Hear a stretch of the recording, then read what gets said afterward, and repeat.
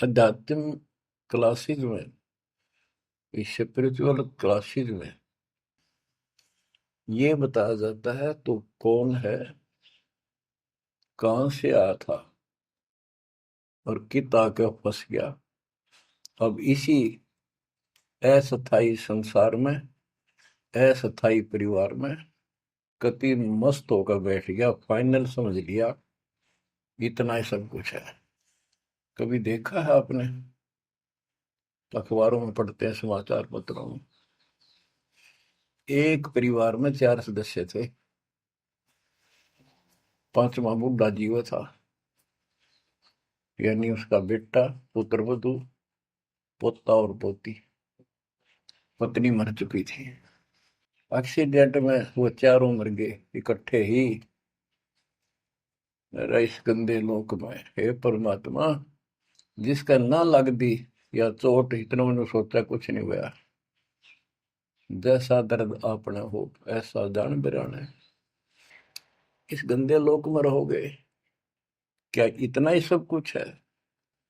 परमात्मा केवल इतना बताना आए थे, जो ये 4 शब्दों में दास ने आपको बता दी। इनको पूर्ण रूप से डिफाइन करने के लिए इतने मोटे ग्रंथ बनाने पड़े। कहाँ से आया कहाँ जाएगा, तन छूटे तब कहाँ समाएगा। आज तो ये भी नहीं पता तो आया था कितना।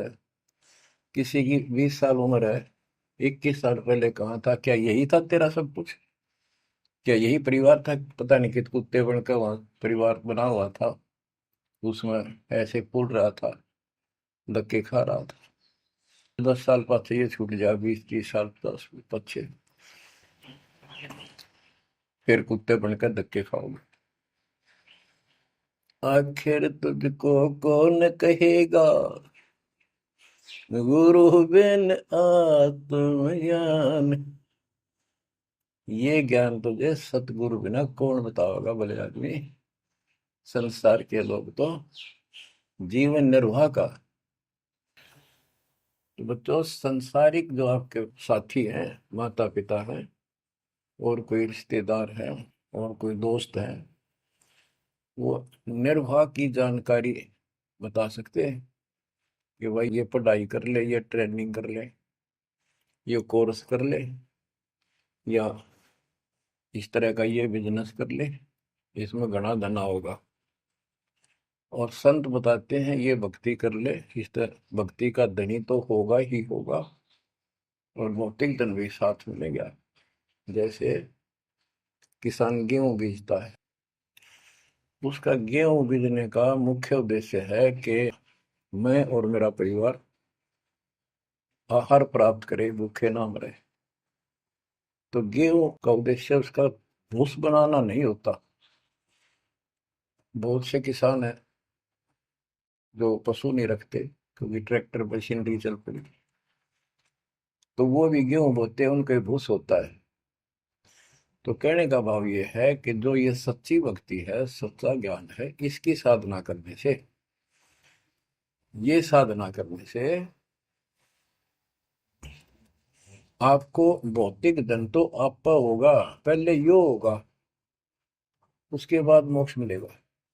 यानी पहले गेहूं में भूस तैयार होगा, उसकी डंठल शुरू होंगी, गेहूं का पौधा जब उगेगा, और बाली तो 3-4 महीने के बाद आएगी ऊपर, गेहूं जिसके लिए हमने उसको बोया है।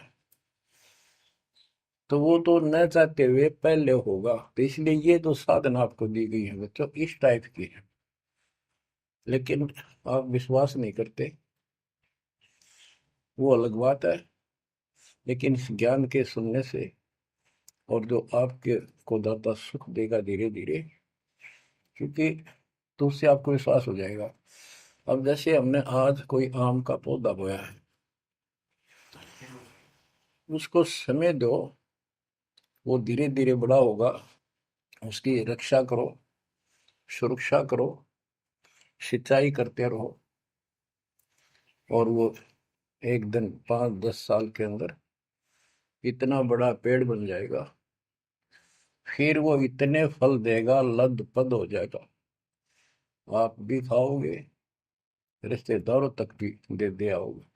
यानी आपको इतना सुख दे देगा ये मालिक का सच्चा बीज जो बोया है, इसको एक बार तैयार करो, जल्दी ना करो। कल बीज बोया, आज इच्छा कर ली, ये नहीं चलेगा। सत्संग का उद्देश्य यही होता है